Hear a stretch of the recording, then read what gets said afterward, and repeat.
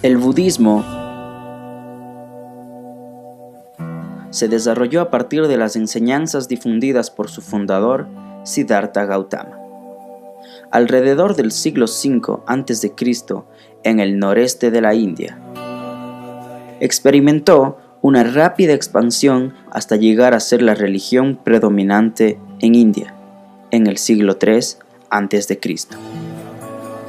En este siglo, el emperador indio Asoka lo hace religión oficial de su enorme imperio, mandando embajadas de monjes budistas a todo el mundo conocido entonces. No será hasta el siglo VII cuando iniciará su declive en su tierra de origen, aunque para entonces ya se habría expandido a muchos territorios. En el siglo XIII había llegado a su casi completa desaparición de la India, pero se había propagado con éxito por la mayor parte del continente asiático. El budismo ha ayudado en la difusión del lenguaje y la adopción de valores humanistas y universalistas. Es una filosofía importante en Asia, donde se encuentra presente en la totalidad de sus países. Desde el siglo pasado se ha expandido también por el resto del mundo. Al carecer de una deidad suprema, pero mostrar a la vez su carácter salvífico y universalista, ha sido descrita también como fenómeno transcultural, filosofía o método de transformación. El budismo es en número de seguidores una de las grandes religiones del planeta, ya que contiene una gran variedad de escuelas, doctrinas y prácticas que históricamente se han clasificado en budismo, Theravada, Mahayana y Vajrayana. Hay certeza histórica y científica sobre la existencia del Buda Gautama, originalmente llamado Siddhartha Gautama y conocido después también como Sakyamuni o Tathagata. Se sabe que provenía de la segunda casta hindú, la Kshatriya, compuesta de guerreros y nobles. No obstante, algunos estudiosos, como Andrew Baru, afirman que no es posible saber con exactitud si era un príncipe o un noble. La vida y enseñanzas de Gautama se transmitieron de manera oral hasta la primera compilación escrita del budismo, llamada el Canon Pali, donde los hechos de su vida aparecen de manera dispersa. Pero no existirá una compilación biográfica completa hasta muchos siglos después, siendo la más reconocida la del maestro y erudito hindú Asvaghosha, que vivió en el siglo I de nuestra era. Los relatos sobre la vida de Siddhartha están mezclados con mito, leyenda y simbolismo. Más allá de su simple interés biográfico, estas historias son vistas como una guía para la vida de sus seguidores, en la que los diferentes episodios clave constituyen metáforas de los procesos de crisis y búsqueda espiritual del ser humano. Además de la recopilación sobre su vida como Siddhartha, existen también relatos sobre sus vidas previas llamadas Hakatas. En esos relatos, Buda aparece como un bodhisattva, alguien que atraviesa obstáculos a través de varias vidas en el camino hacia el nirvana. Según la tradición, los 4 encuentros fueron una de las primeras contemplaciones de Siddhartha. A pesar de las precauciones de su padre, alcanzó a salir del palacio en 4 ocasiones, en las que vio por primera vez en su vida a un anciano, a un enfermo, a un cadáver y por último a una asceta. Realidades que desconocía personalmente. El budismo es una religión no teísta, un camino de enseñanzas prácticas. Las prácticas budistas, tales como la meditación, son un medio para que uno mismo se transforme, desarrollando las cualidades de conciencia, bondad y sabiduría. Las 4 verdades nobles y el camino óctuple. La vida contiene sufrimiento. La verdad del sufrimiento, primera verdad noble. Esta afirmación no niega en absoluto lo bueno y gozoso de la vida, pero señala con contundencia que nacer en el reino humano lleva implícito el sufrimiento. Este sufrimiento tiene causa. La verdad de la causa del sufrimiento, segunda verdad. Siendo esta causa básicamente el deseo neurótico. Esto significa que llevados por la ignorancia, rechazamos fuertemente cualquier experiencia de insatisfacción, dolor, contrariedad, etc. Y buscamos de forma neurótica experimentar tan solo aquello que queremos experimentar.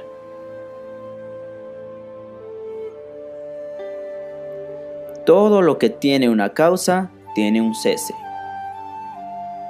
La verdad del cese del sufrimiento, tercera verdad noble.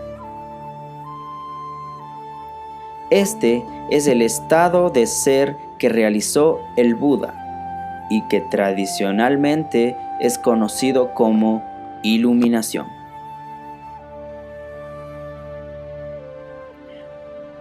Habiendo una causa, hay un camino que aparta del sufrimiento. La cuarta noble verdad. Este camino puede formularse de muchas maneras. Una de ellas, reconocida y practicada por budistas de todas las épocas y de todas las distintas escuelas, se corresponde con una enseñanza atribuida al propio Buda Shakyamuni, el noble camino óctuple. Camino óctuple. 1. Comprensión correcta. 2. Pensamiento correcto. 3. Palabra correcta. 4. Acción correcta. 5. Ocupación correcta. 6. Esfuerzo correcto. 7. Atención correcta. 8. Concentración correcta. Después de seguir este camino, se llega al nirvana. 3 clases de paciencia. 1. La paciencia de no vengarse.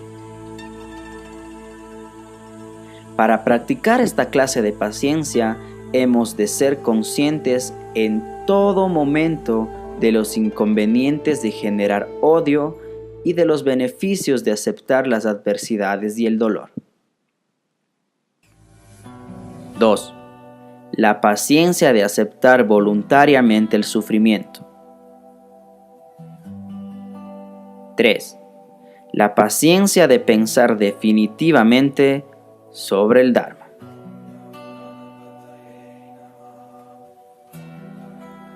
El karma.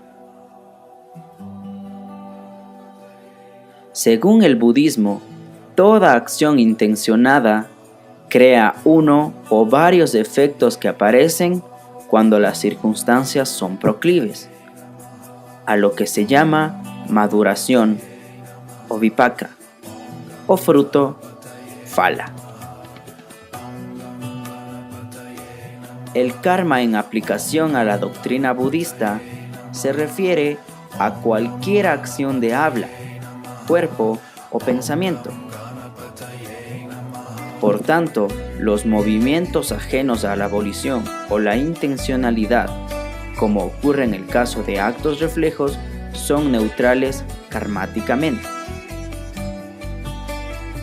Sin embargo, cualquier movimiento de la voluntad es karma, aunque no sea consciente. El bien y mal karma se distinguen de acuerdo a la raíz de las acciones.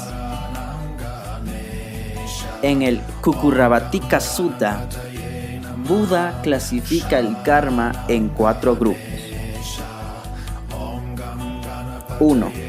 Oscuro con resultado oscuro. 2. Brillante con resultado brillante. 3. Oscuro y brillante con un resultado oscuro y brillante. 4. Ni oscuro ni brillante con un resultado ni oscuro ni brillante. Símbolos. La rueda de la vida. Este símbolo muestra la vida que podríamos llamar ordinaria, funcionando como lo hace una rueda. Gira y gira. Es cierto que las cosas pueden ir bien y estar arriba, pero no es menos cierto que la propia naturaleza de la rueda y su continuo girar nos llevará a caer hacia las profundidades. En el eje de la rueda hay representados 3 animales: un cerdo, un gallo y una víbora.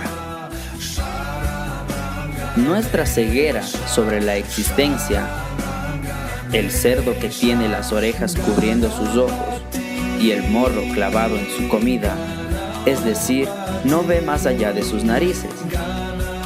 Esto nos impone 2 actitudes que son 2 caras de la misma moneda.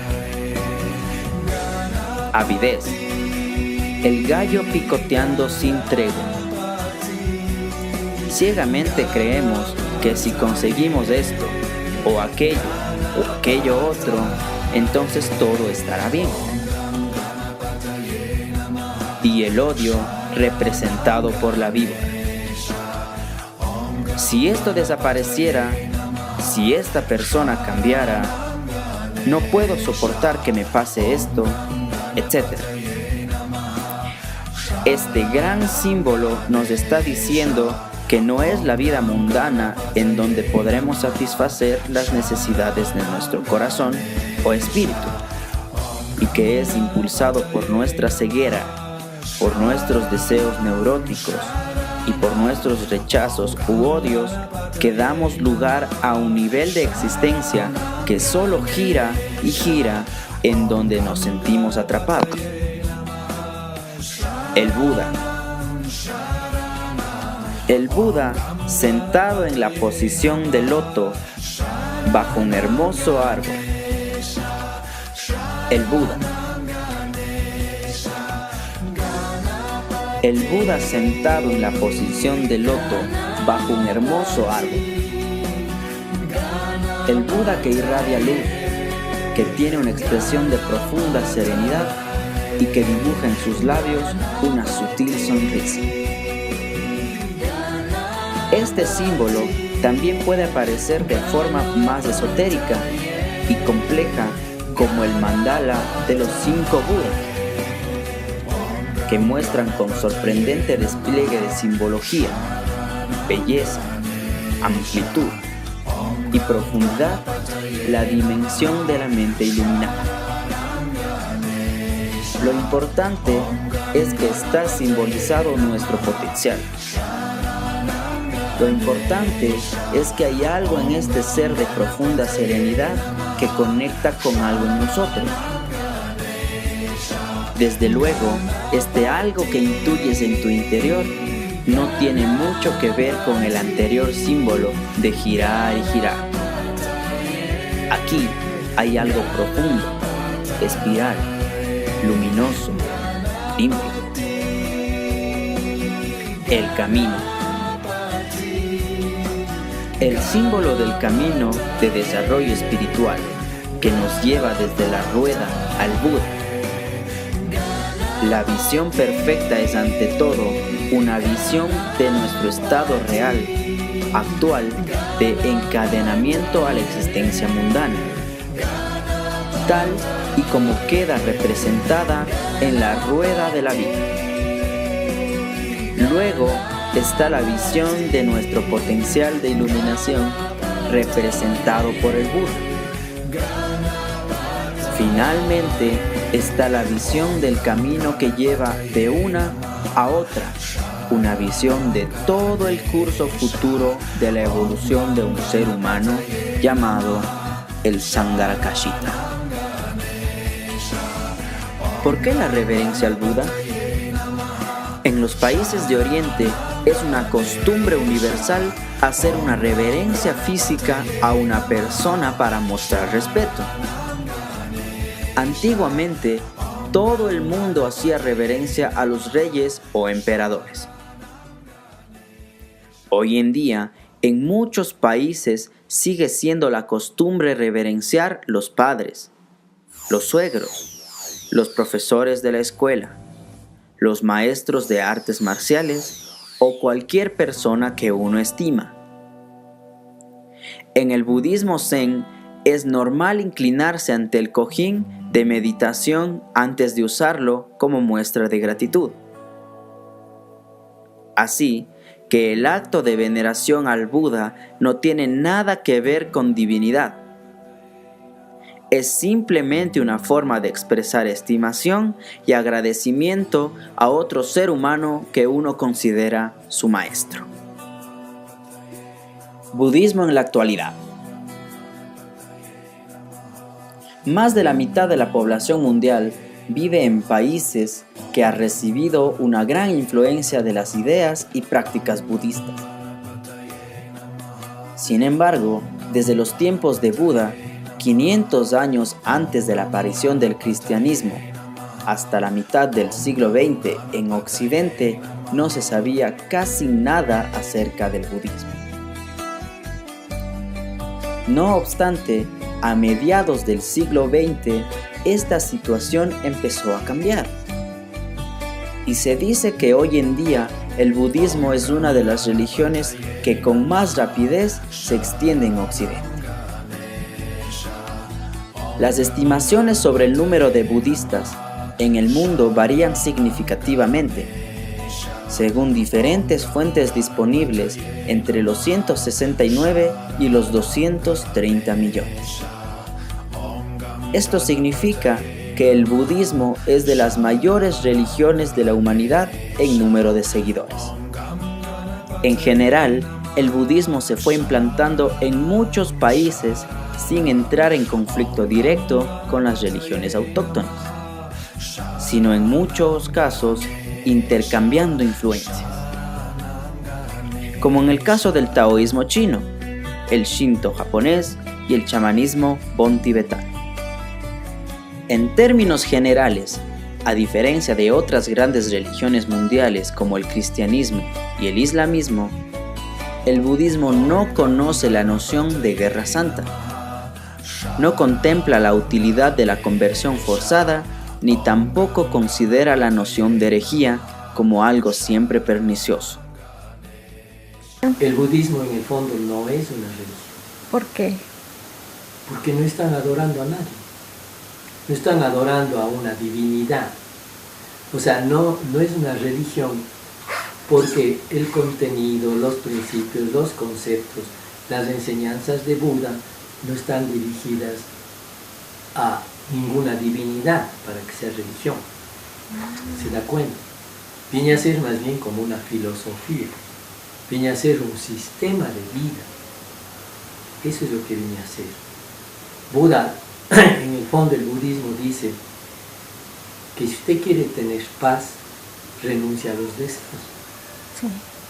Entonces, ¿por qué una persona sufre? ¿Por qué una persona se angustia? porque tiene un deseo y como no puede satisfacer el deseo, ahí le viene la angustia. Pero si usted tiene 20 deseos y va suprime, al quedar sin deseos, ¿qué pasa? Tiene la paz. O sea, a nivel mundial hay millones y millones que siguen las enseñanzas de Buda. Pero no es que le adoran a Buda, porque Buda fue un hombre, digamos, que prácticamente pasó toda la vida meditando hasta lograr la iluminación. Y la iluminación significa tener conciencia cósmica. O sea, todos tenemos un nivel de conciencia, ¿ya? Pero hay niveles de conciencia tan avanzados, tan evolucionados, que logran lo que se llama la iluminación o conciencia cósmica. Y el que logra la iluminación es el que se pone en contacto con el todo, con el infinito. Y el que se pone en contacto con el todo puede todo. O sea, puede hacer milagros. ¿Me comprende? Entonces, por ejemplo, la religión católica es una religión, porque hay una divinidad, hay un Dios al que se le adora o se le ama, en fin. Por ejemplo, ve, ahí tiene la imagen de San Francisco. Entonces, San Francisco sí sigue una religión, la religión católica. Pero en Buda, ¿a quién sigue como religión? Se da cuenta que no hay a nadie, porque Buda fue un ser humano común y corriente, pero él en ningún momento dijo que era un Dios, como Jesús, que dijo que él era el Hijo del Padre, que él era un hombre, que él era un Dios. Al budismo se le puede entender como un medio de transformación individual y social, que llega a ofrecer sus enseñanzas y prácticas a la gente común que siente el deseo de aprender.